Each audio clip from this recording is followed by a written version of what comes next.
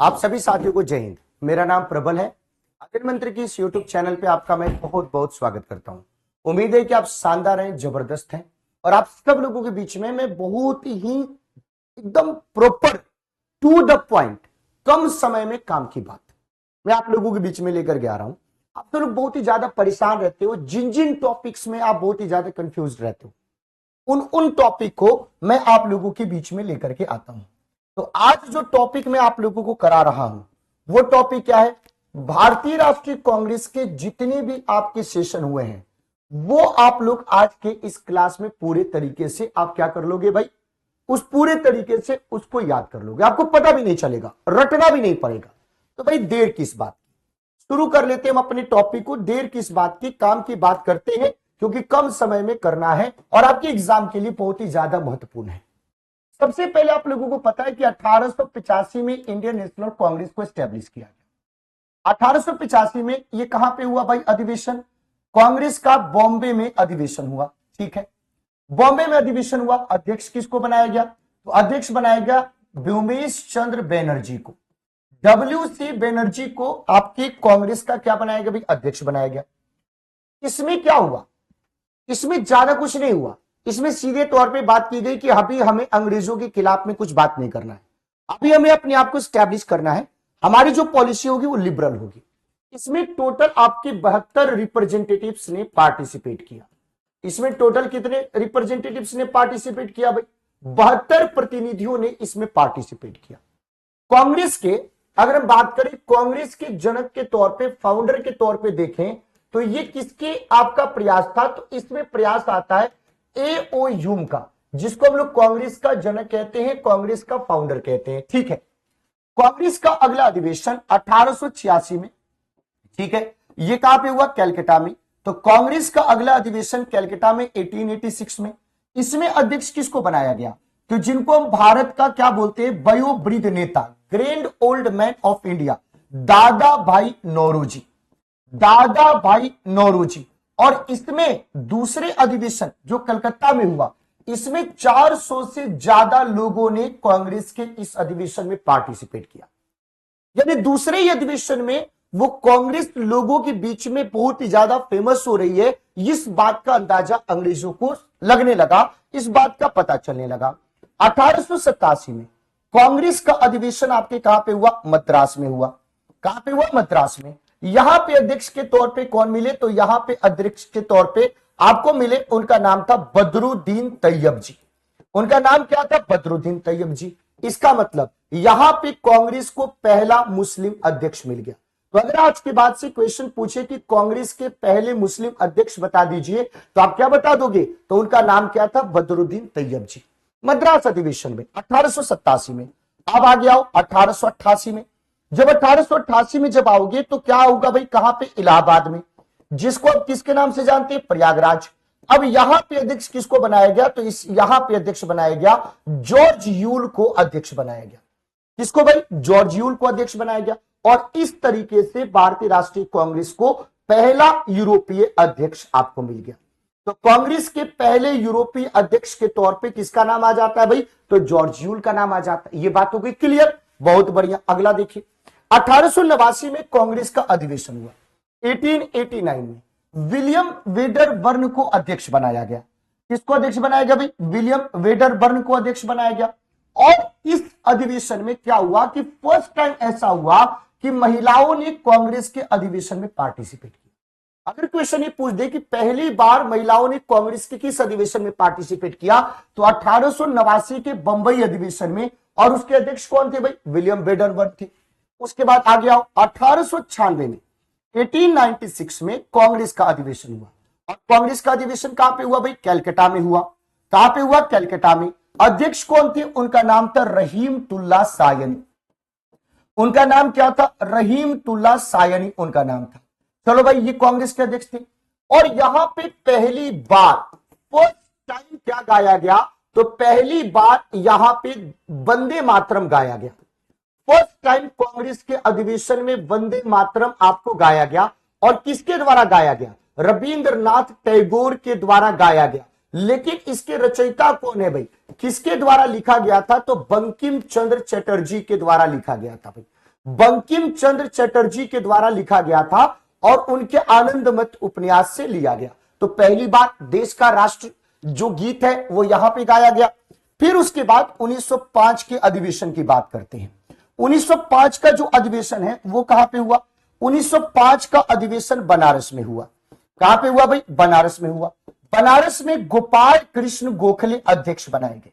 गोपाल कृष्ण गोखले आपके क्या बनाए गए भाई? अध्यक्ष बनाए गए, जो कि नरम दल से आपके संबंधित थे, नरम दल से संबंधित थे। और यहां पे जो बंगाल का विभाजन है, उस बंगाल के विभाजन का विरोध किया गया। उसमें क्या किया गया? बंगाल के विभाजन का विरोध किया गया।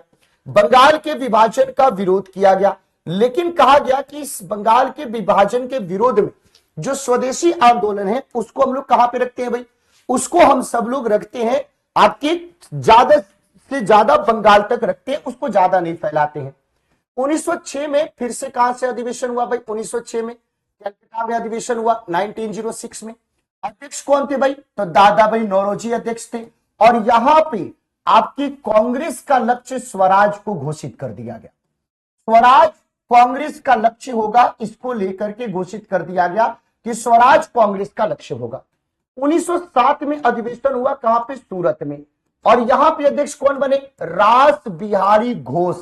बोस नहीं, रास बिहारी घोष।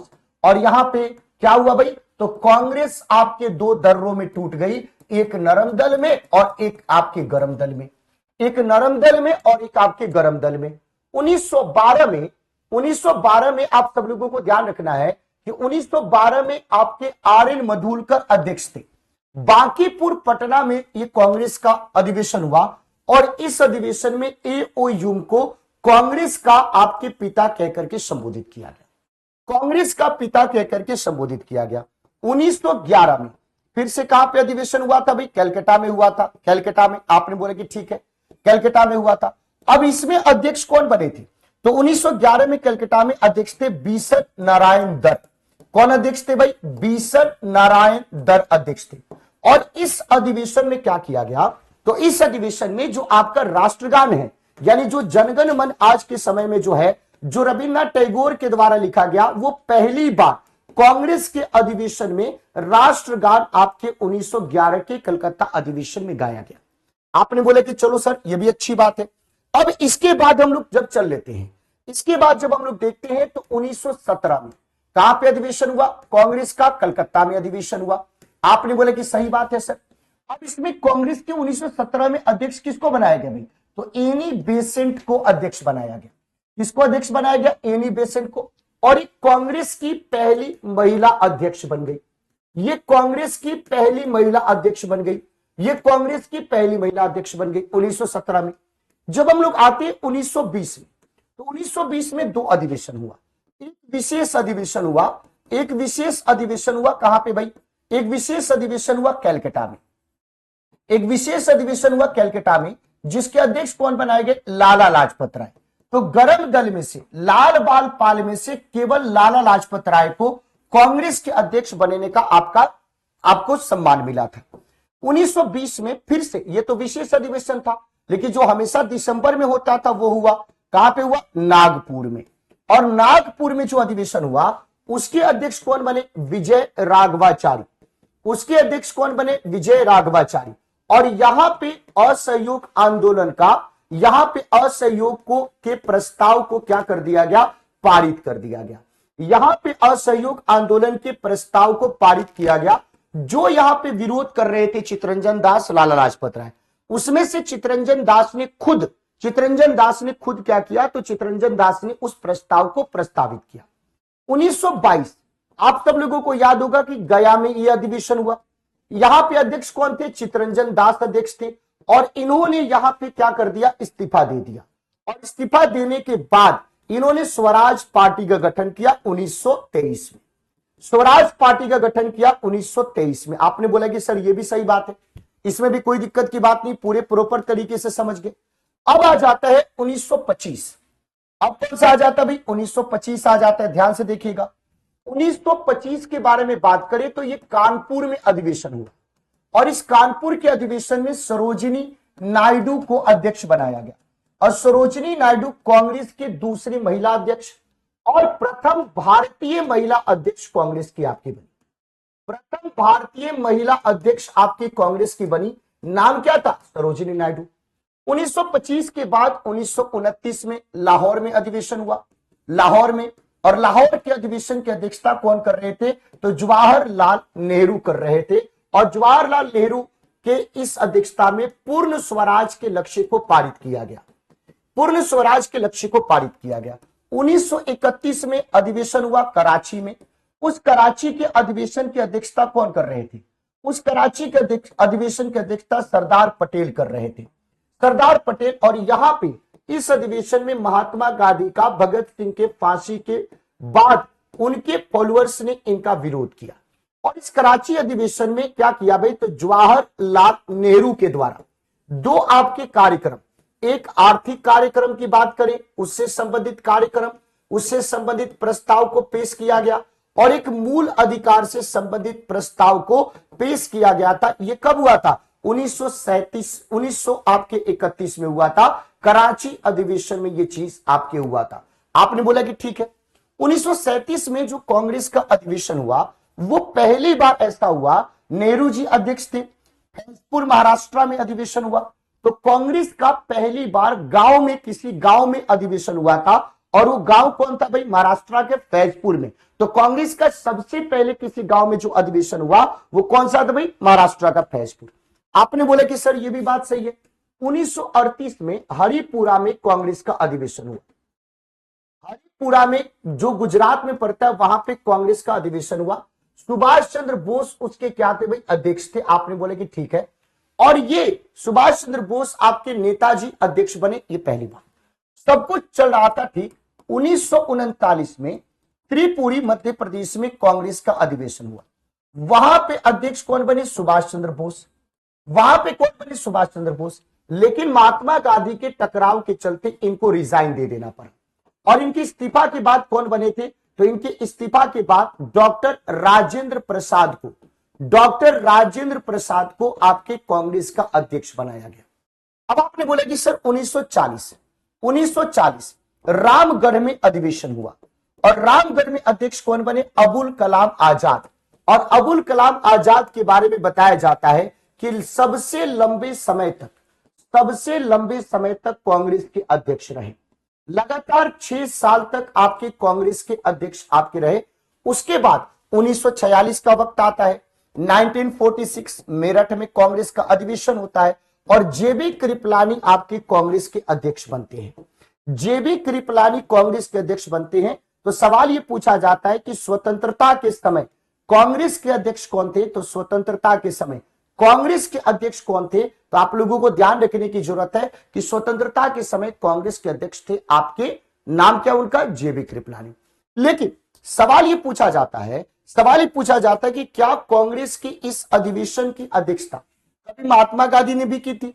तो महात्मा गांधी एक बार, केवल और केवल एक बार 1924 में बेलगांव, जो कि कर्नाटक में पड़ता है, वहां पे महात्मा गांधी कांग्रेस के अध्यक्ष बने थे।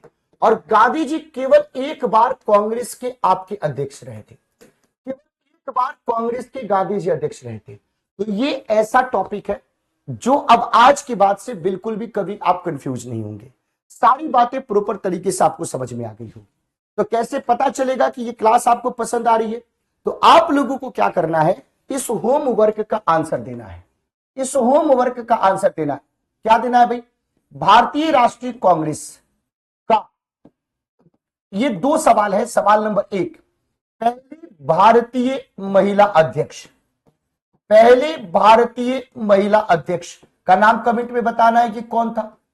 और दूसरे आपको कमेंट ये करना है कि दूसरा कमेंट ये करना है कि सुभाष चंद्र बोस कांग्रेस के कितनी बार अध्यक्ष बने थे भाई? कांग्रेस के कितनी बार अध्यक्ष बने थे? कांग्रेस के कितनी बार अध्यक्ष बने थे? ये दोनों का कमेंट करके आप लोग बताइएगा। हमें पूरा विश्वास है कि ये सेशन आप लोगों को बहुत पसंद आ रहा होगा। तो कम समय में काम की बात, इसके माध्यम से पेपर में आपको बहुत बेहतरीन आपको रिजल्ट देखने को मिलेगा। अगर ये सेशन पसंद आए तो खूब ज्यादा लाइक करिएगा, चैनल को सब्सक्राइब करना और आंसर कमेंट में जरूर करना। और अध्ययन मंत्र कनेक्टेड एप्लीकेशन को ज्वाइन करके हमारे साथ कोर्सेज में आप लोग जुड़ सकते हैं। आपका बहुत बहुत धन्यवाद। Thank you so much. जय हिंद साथियों।